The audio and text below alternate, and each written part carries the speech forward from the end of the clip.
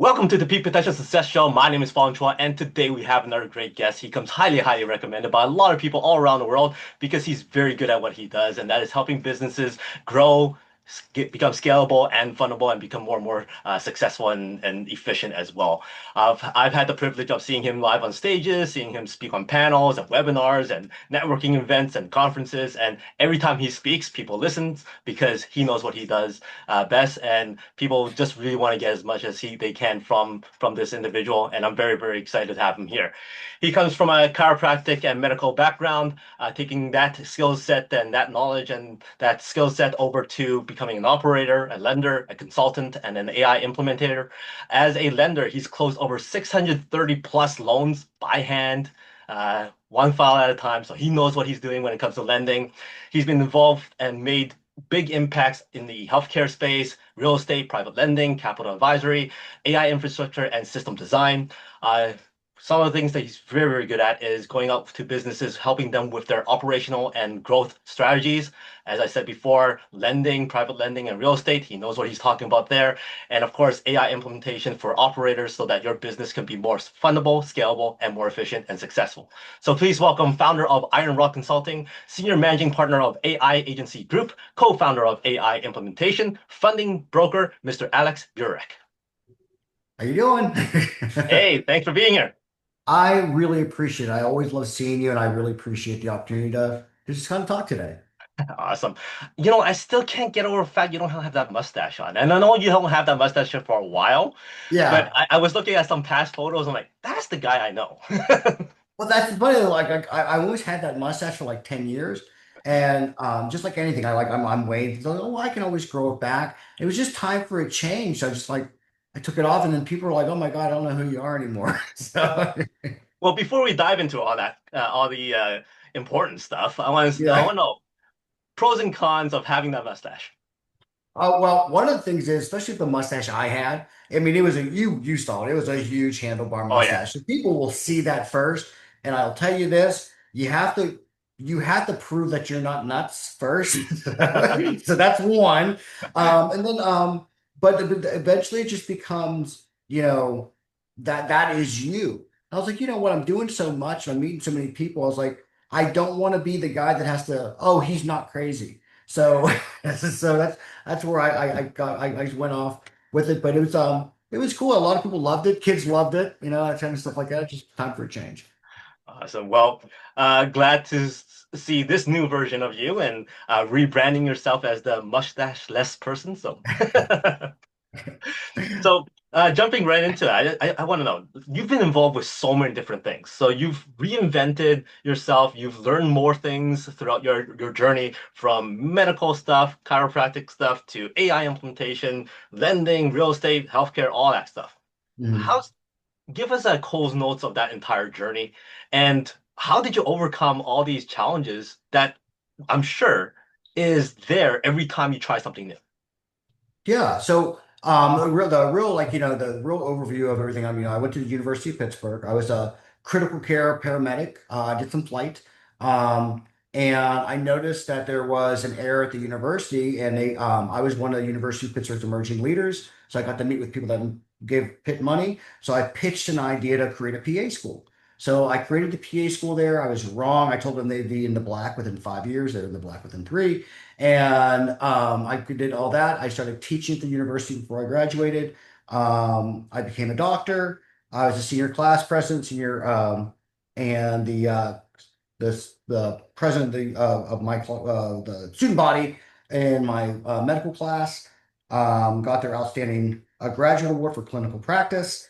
I became the director of functional medicine and biomechanics at the clinics. I was a designated doctor with the state of Texas, expert witness in the physics of injury for the court systems. And I was really got into medicine because I like to help people. I love helping people. Like you can call me any day of the week and I'm there.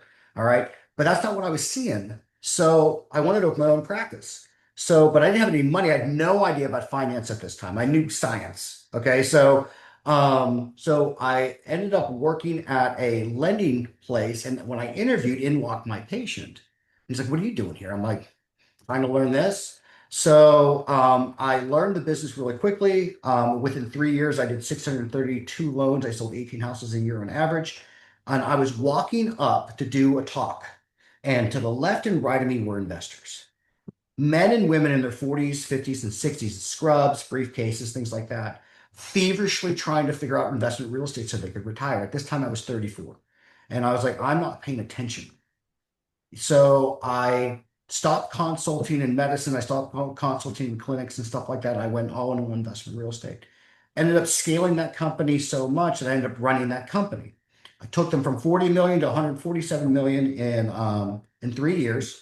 Then I took a free call with JT Fox. And we have being like a mega speaker because everybody said, Alex, you need to do more public speaking. So he's like, you're coming to Austin. So I'm going to go to Austin. And then there was the M7A group. I learned that. I found an error in M7A, or not M7A, mergers and acquisitions, made two prototype M&A softwares. Um, that triggered me to get into AI, and that triggered me to get into other forms of AI. And what I found out was this, because you talk about all the things I do. I wasn't, I was good at medicine. I was good at what I did, but I wasn't great at medicine. I wasn't great at business. I wasn't great at all these things. What I was really great at is solving problems. That's where I had to boil things down to. Everybody likes to categorize themselves to an industry. I'm trying to categorize myself to a mindset.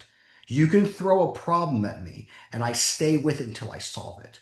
And that's what I was really good at. Even with the education and the building of the schools and the businesses and stuff, they were all just problems that needed to be solved. And I found myself, I was good at seeing things at a grand way, and simplifying it down and solving each individual step so I can make something make more sense, profitable and efficient. That is awesome. I want to take you back to that first transition where most people go, I got my medical license, I'm going to be doing this. I made it. This is what I'm going to be doing for the rest of my life. But then you went on and looked into the financing side and I want to learn this. Mhm. How, how did you have time? Because from what I know, doctors don't sleep. So, well, one thing is, as being a medic, it took me years to wake up and not grab my shoulder because I run Pittsburgh Medicaid, and I'd hear Pittsburgh Medicaid. I'm like, this is Medicaid. I'm like, oh, it's not there. So like I'd be like, so that's a problem. But really, reading today, my days, I'm up around 3:30 because I'm just up, and then I go to bed around 10, and a lot of those end pieces times is where I get a lot of my most stuff done because it affords me the opportunity to like be with family and stuff like that and get those things done too because it's just equally as important. So I spend time because I enjoy learning, but what I hate the most is not knowing, and there's a difference. I hate not knowing something. So when I find something I'm not good at, I spend time in it because I want to at least be helpful enough in the space, but more importantly, know where I can go to get the more specific answer. Does that make sense? Yep. So there's so many things out there that you don't know. Yeah. So how do you go? This one takes my time. This one does not take my time. Like how do you differentiate that? Well, that's something I've been working on even recently. In the beginning, it was it was too much. So it was overwhelming.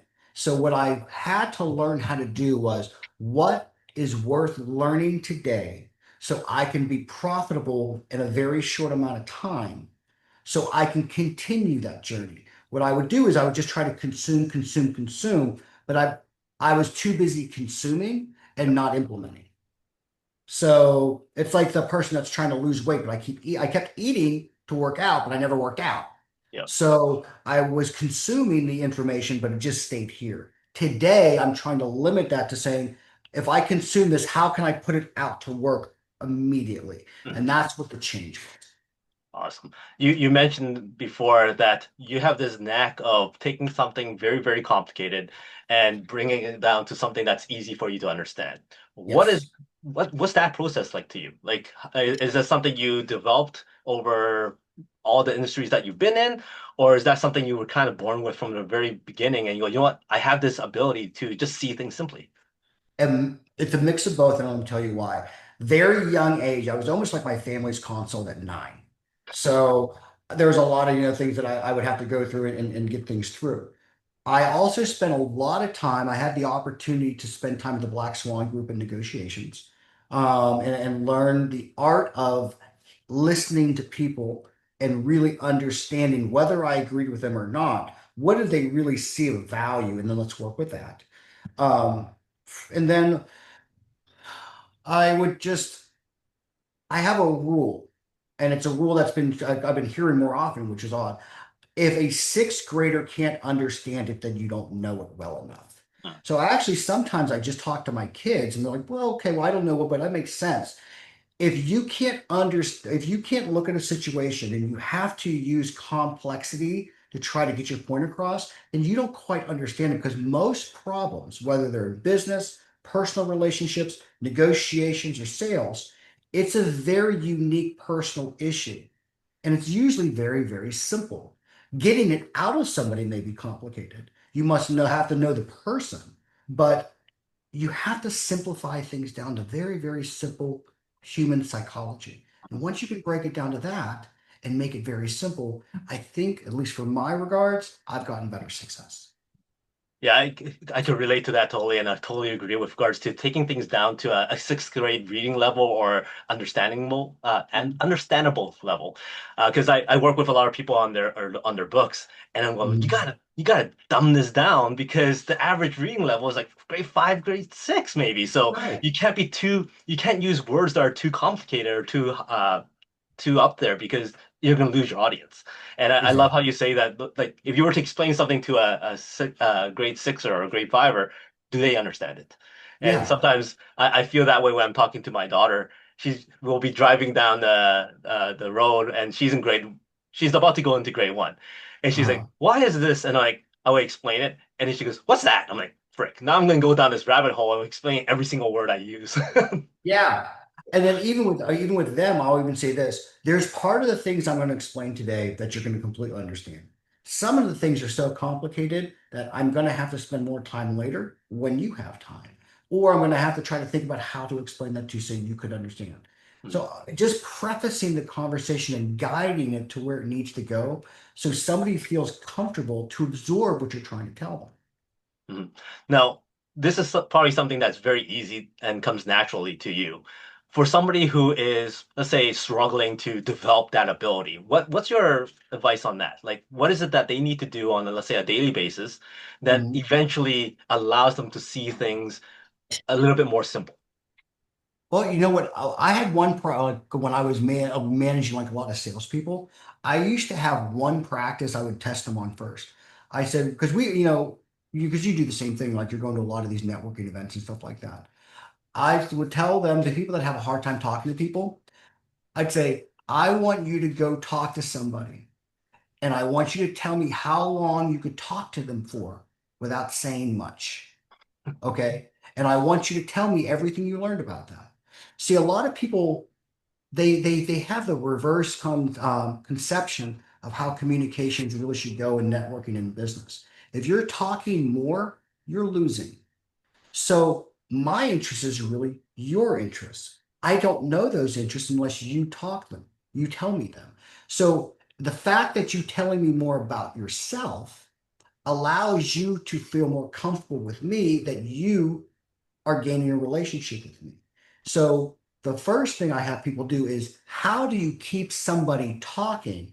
How do you keep interest in what they're saying? Whether or not you have interest or not is irrelevant. Right.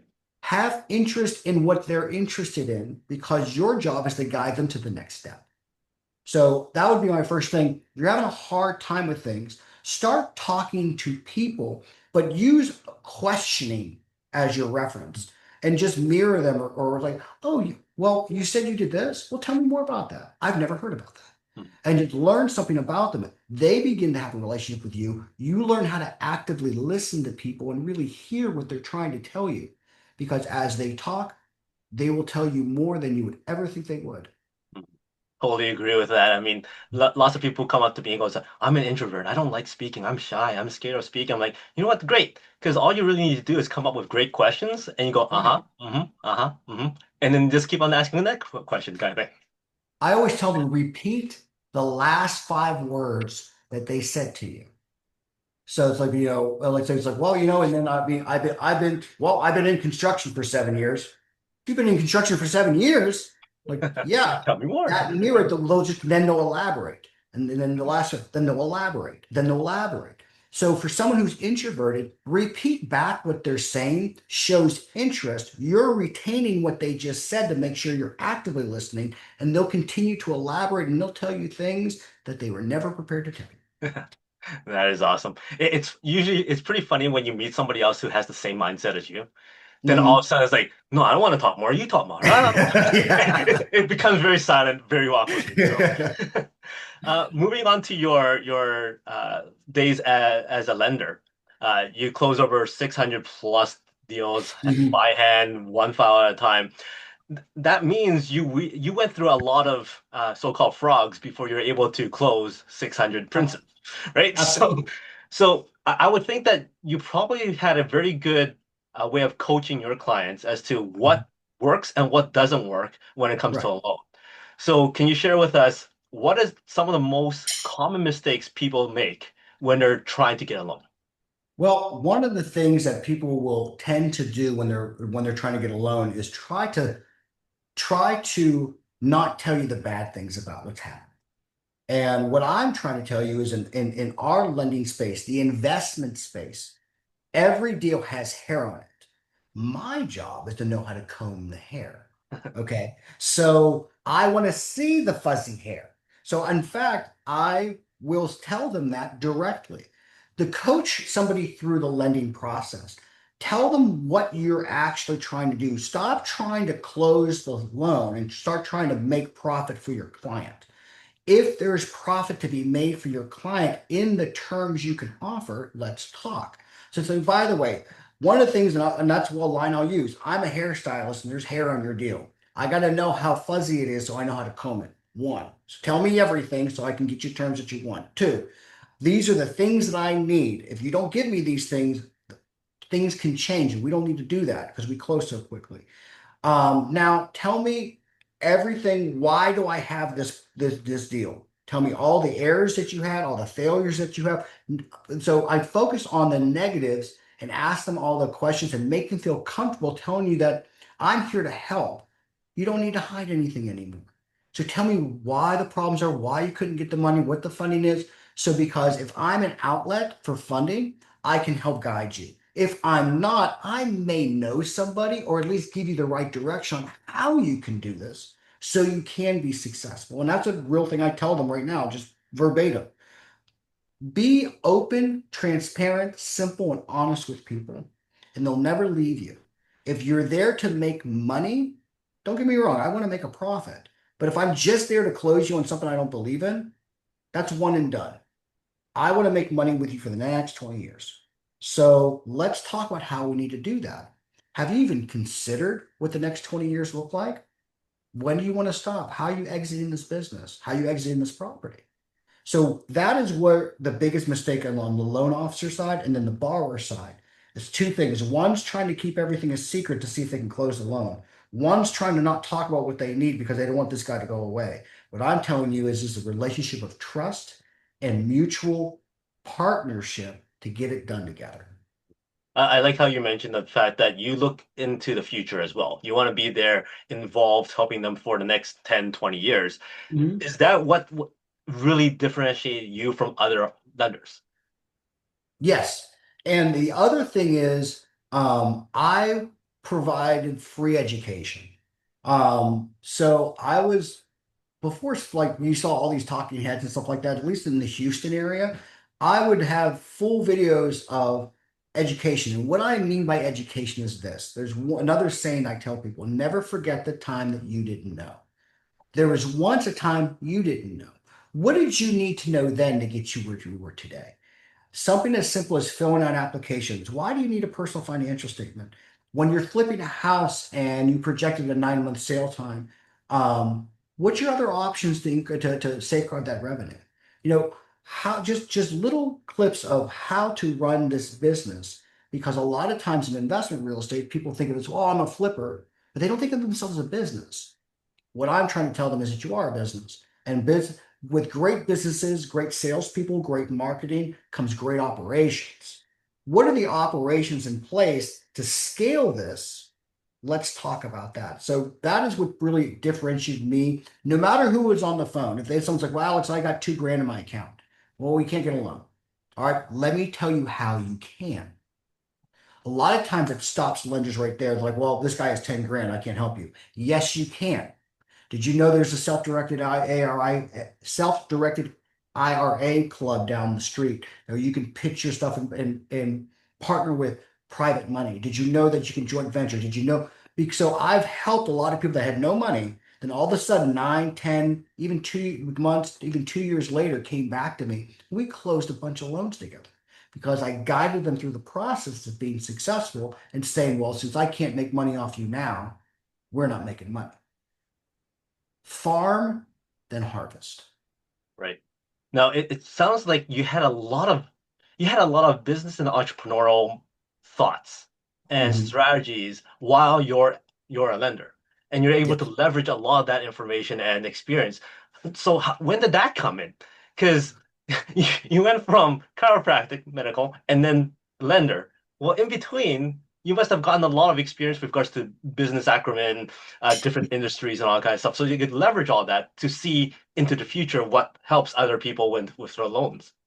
If you like, when you look retrospectively, it looks like that. What it was, I had a general affinity to solve problems. Mhm.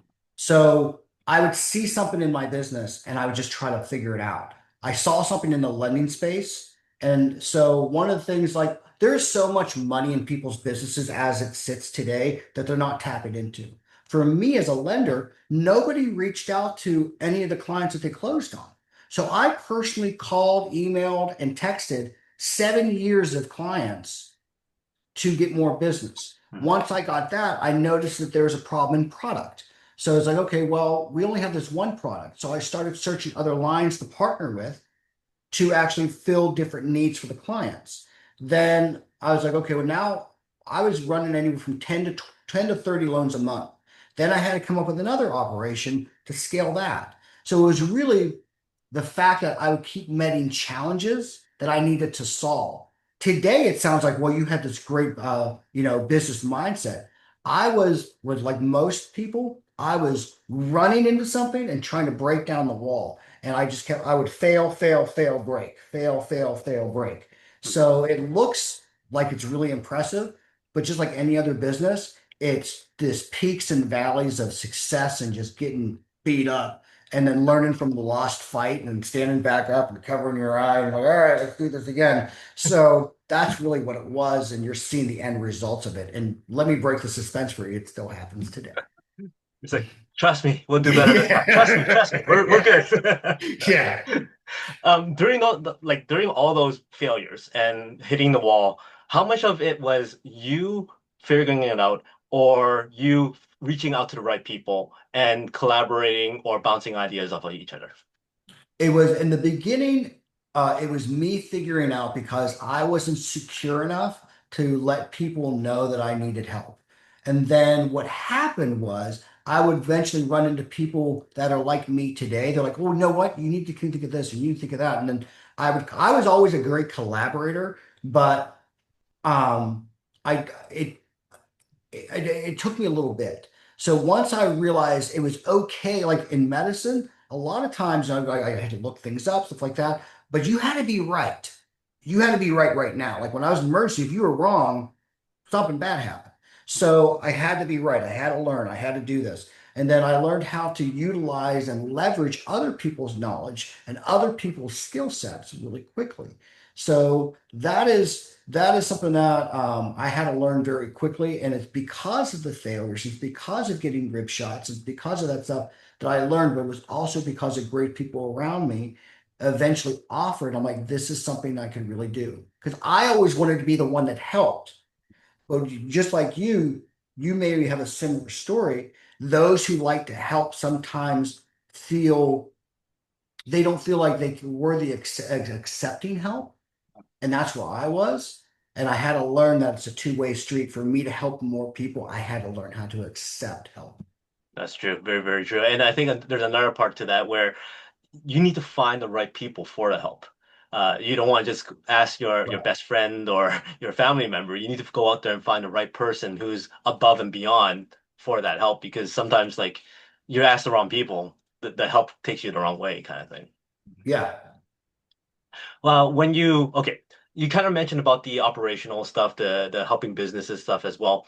You've helped a lot of different businesses becoming Mhm. more scalable, more efficient. What are some of the things that you've noticed on like widespread that people can implement right away? Like what are most common mistakes people do that gets their their companies or business stuck? Well, the first thing I see the most of, especially on the sizes of business I work on, because they're usually smaller businesses or mid-tier businesses, is key man issues. So what happens is, let's say that you're a lending company or a plumber or whatever it is, okay? You started off as one guy or one girl, and you were really, really good at something. Let's, in this analogy, call it plumbing. Okay. You were a great plumber. All right. That great plumbing company turned into a good sized plumbing company where you're making $1 million a year. I just talked to somebody who's an HVAC who's making $4 million a year, but they can't go anywhere else because they were running things like they first started. So they created these operations, and what happened, they became very, very busy. It's hard to steer a ship in the storm when the captain's afraid it's going to capsize. Okay. And they're really comfortable in the trajectory that they're in, but they want to get to that island over there. Okay. So, what the first thing people have to do is be able to let go. And you've heard the term working on your business instead of working in your business. That person has to let go if you want to really change operations and scale to the next level. So, that's one of the things I see a lot is key people that were in the business to help it grow, and they're holding, like I do a lot of judo and jujitsu, and when you hold on to somebody, nobody goes anywhere. But when you let that pressure come through, the throw is really easy. What is So it that you say to them that gets them to start seeing it your way, where they do it need to let go and be more comfortable doing it? it depends on the person. It takes a lot because to make them change, you have to instill a level of trust that um, that lets them let go because, and you have to be honest with them. When you change operations in a company, there is usually a dip and then a growth. Hmm. Okay, because people are learning new things are changing, things are shifting. You're putting new marketing in. Money's when I say dip in finance, because money's going out to fix the broken stuff. Okay. So if you have this dip, it's going to make them really, really nervous. So first, before you do anything, you have to instill trust. And how I do it is understanding them. They feel heard. Their fears are acknowledged. And then you're given a strong plan and telling them what's going to happen and why. You're going to have to spend this money because of this. This is our projected return. If we don't get this return on our marketing dollars, then here's what we're going to shift to and things like that. There's a plan. Okay. That is the only way I've seen receptive. Doesn't mean my way is the best, but if you do not instill a series of trust with that key man issue, then they're going to, and if you're not honest with them, they're going to grab back on even harder because they're afraid of losing everything they built. And remember, this is their baby. This is what they've been raising to maybe pull off to their kids or something like that. So you have to understand the fear. Get them to get that entrepreneurial spirit of that, because that's exactly how scared they were before. They're back. They've been comfortable for 7 years. Now you have to make them scared again. That takes a lot of trust. So getting them back there, getting that fire back in them to grow something just as important as they did in the beginning. And that's at least how I do it. Awesome. Market research for those who wants to grow a mustache. Was it faster for you to gain trust with or without? Well, the funny thing is because this is how it happened. I was, there was a bet. This all happened because of a bet. Um, 10 years ago, I was bet and meet a few guys. to grow a handlebar mustache for the Houston Livestock Show and Rodeo. I was the only idiot that did it. And so during that time, it took me about 6 months to grow a handlebar mustache. So I'm on podcasts and I'm on radio shows that have my podcast series. I'm speaking. So over the last 6 months, people were seeing me grow this mustache. So it was just like this gentle end of Alex is doing something weird. So the trust was there because everybody kind of saw it, you know, and then everybody knew me from it. I was on a show once and they're trying to register me for a mustache competition. I'm like, guys, I don't have time for mustache competitions, right? I don't appreciate it, but that can't happen. So, so because had such a public face, it was seamless because, you know, but if I just popped on the scene, tell me about it. If you when you met me, you know, you're like, okay, there's a short guy with a mustache. You know, let's see if he's crazy or not, right? Well, I don't know. I think the first thing that came up to me, I'm like, that guy stands out. That's all I could think of. Yeah.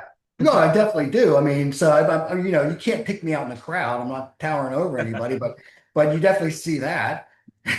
Well, also I'm Asian, so it's hard for me to grow a mustache, and I'm just envious, anyways. But being a little bit more on topic, when it comes to the operational side and Mhm. helping companies grow and become more and more efficient, that leads right into what you're doing now as well, and that is AI implementation. How Yes. did that transition been for you, and how much more results have you gotten because you're able to implement any AI into operational space? I would say the results are exponentially larger. All right, and this is why. When I scope out for AI implementation, a lot of times people will say, "Oh, Alex, what tasks can it do? Can it do my marketing? Can it do this? Can it do that?" I'm like, "Well, absolutely, it can." Um, so I preface to them first saying you have to understand that with most analysts are saying that this is what we would consider our industrial revolution. Okay. Instead of, you know, no ironsmiths using hammers or using presses, we're using the access to knowledge. And there's nothing artificial about artificial intelligence. It's not creating anything, it's utilizing the knowledge in which we already have, but a quicker access to it. Here's the issue. I said, if you put AI into a broken operation, it is going to make that operation break faster. Okay. So what I want to do is if we had opportunity to this, and if we could grow and build out a marketing engine or a sales engine or whatever we're building, what are the issues at today? If you're a $1 million company, why aren't you a $5 million company? Let's fix that first. Because if I use your operations today with this, it does not mean, well, if I just had more people, no, okay, that's not your issue. What's your real issue? So that is where we're having greater success in AI implementation is implementing what should have been better. That is what it is. So how can you take a company's failures on either people or operations or processes or systems, recreate what should have been because they couldn't get either the talent or the time to do it, recreate that and push that in, do a 3 month data set on how it's working and see if that needs to be tweaked. Because in AI, you should be doing like a monthly evaluation on your agents. You should be always checking. There's the human involvement should not be removed. It's supposed to um, make your process more efficient, more faster. You should be able to, just like the Industrial Revolution. It's not that we're making more steel plates faster than we were before. You're going to be able to take more work than you did before. So it has to be efficient, and those processes have to be in place. Are you able to share with us a case study or an example of an industry or a profession that you've implemented the AI into, and how did that, like, what exactly changed for them, and what was the results of that? Well, I'll do my own. I'm a self. I test on myself first. I've always been the scientist in me. So for my own brokerage that I work on, I have personally underwritten over 550 million in real estate with one person. just me, with all my other verticals. So what I needed to do is, does this really work? What are the errors involved? So when I made it for myself, I had with the big very beginning, I used it like a chatbot. And then I started making virtual banks and virtual underwriters and virtual OM readers. And how do you do this system here? And how do you pull this document here? And how do you relay it? So I started building on really what was broken, especially for me starting out a new brokerage. I didn't have the time or the efforts to like hire a bunch of people. I didn't want to do that. I knew what I wanted and I knew how it needed to be done. So that for me, being able to, in what, not even 8 months, being able to evaluate those types of deals and the types of deals that I got were even more complex. Large development deals for, let's call it strong NDAs for Fortune 500 type companies and stuff like that that were developing things. For someone of my experience, I could have done that, but that should have taken me weeks to prepare. Where it took me, I got that opportunity because I fixed their loan on the call with my systems. Holy. So I was able to accept more challenging projects because of the speed of the information I could get and to see what was wrong with it right there. So Mhm. that would be the best use case I had is my own personal stuff that I've actually done and gotten some success And putting on like your future glasses with. Mhm. and looking at the crystal ball, Yeah. how do you see AI impacting your business even more? With the lenders I currently like scope and talk to. Um, I think lending is going to go heavy in the initial AI underwrite, heavy into document management and document pulling. It's going to almost take over the full scope and you're going to have a very limited amount of A players as loan officers that are good relationship people and know how to analyze reports quickly. I see personally in the next few years, I think blockchain and tokenization is going to be very big in the funding space. I think that's going to give securitizations a run for their money. Um, Hopefully, personally, I hope it actually goes into the title space so that can be streamlined. I think the transaction of money is going to be much faster. And you guys will know it's coming when you see larger institutions, because they're already doing it, they're just not talking about it. Larger institution putting AI heavy in their back office for data management.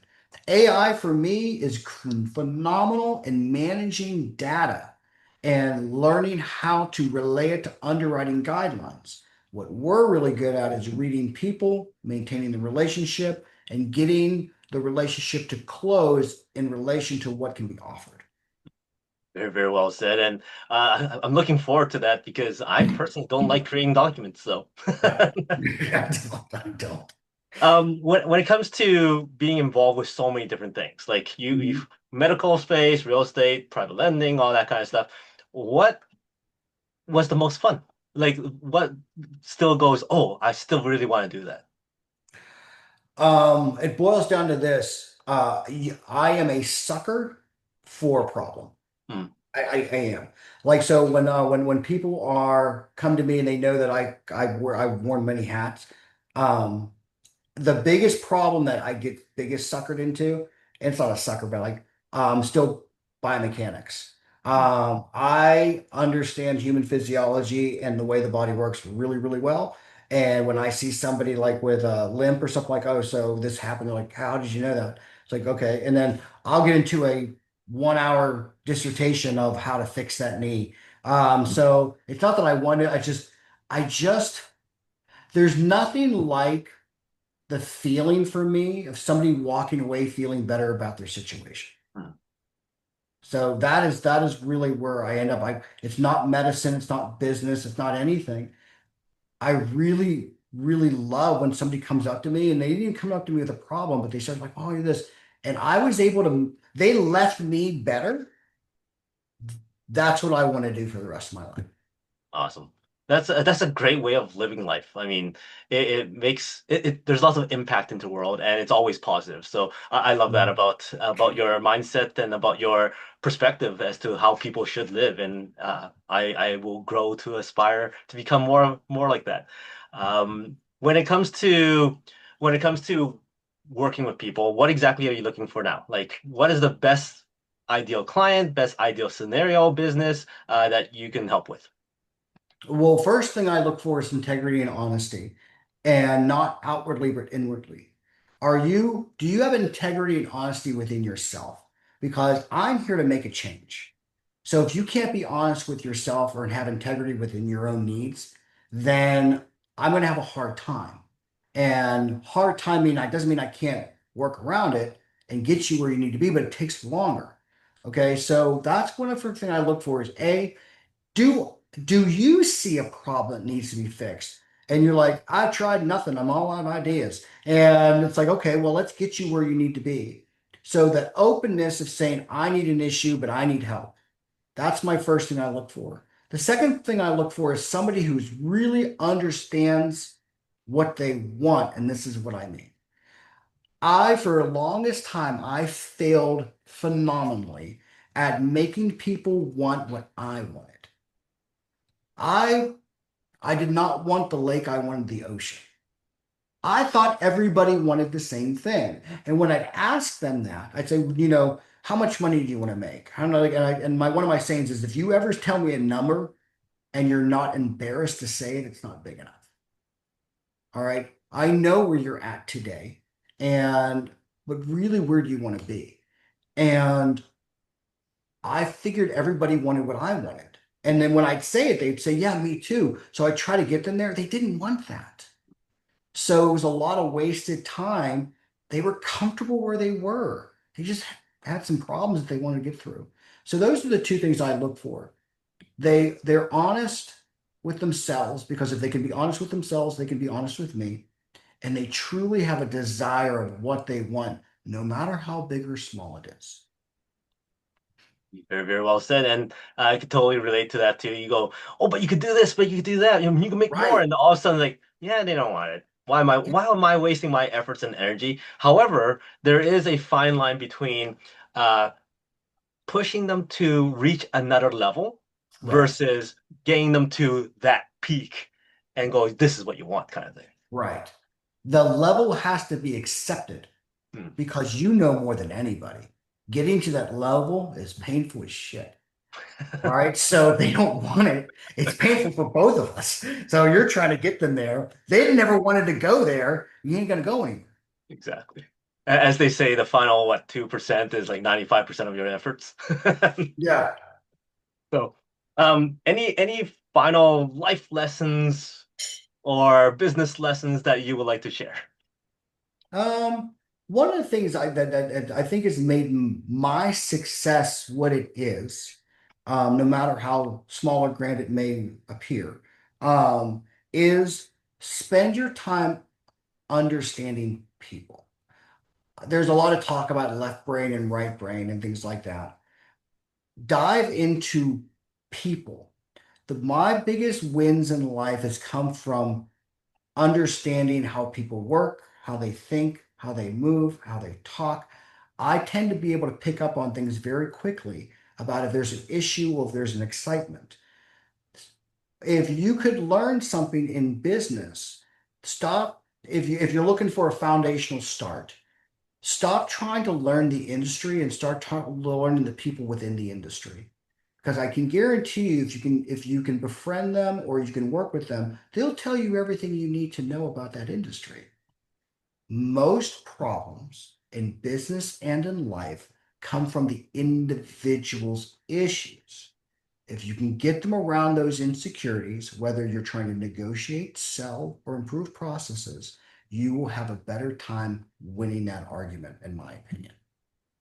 Totally agreed. I mean, you can learn so much more by having the good relationships in place and asking questions and all that kind of stuff.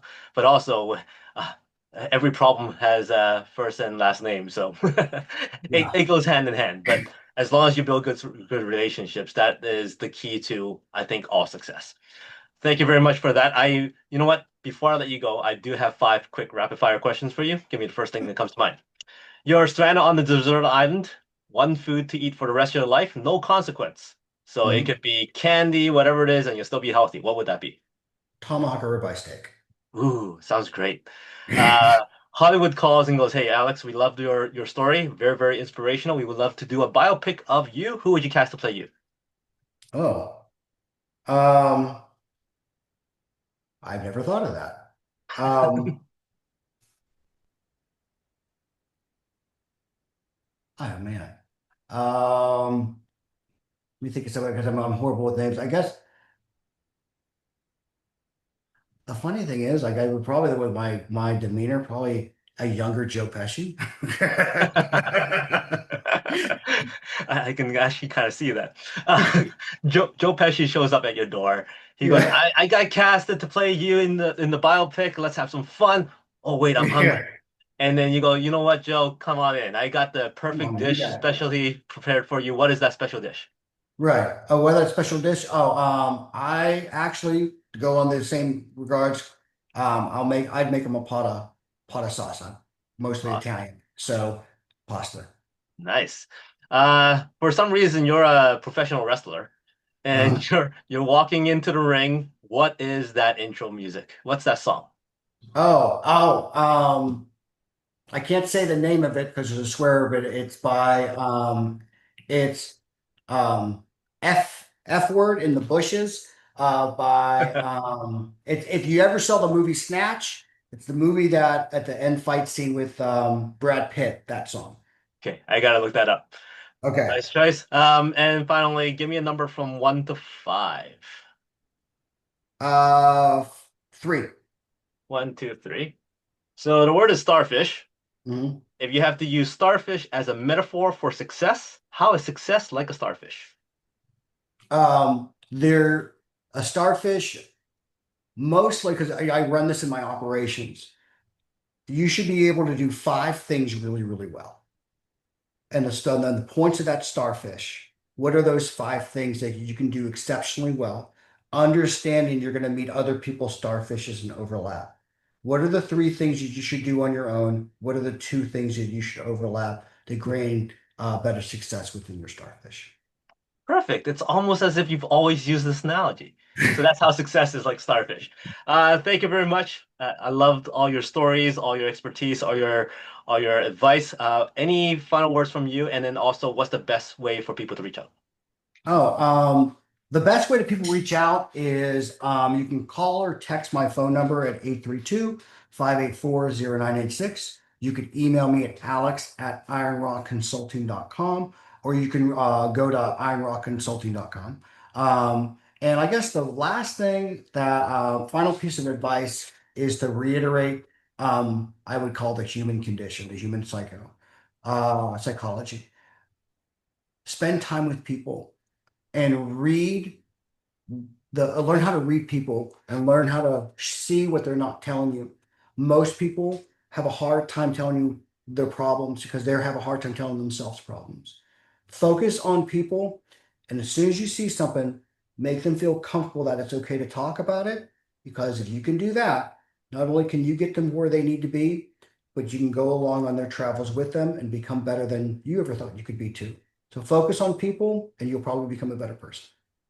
Awesome. Great words to live by. Thank you very much. So for everybody out there, as you can see, Alex is out there to help.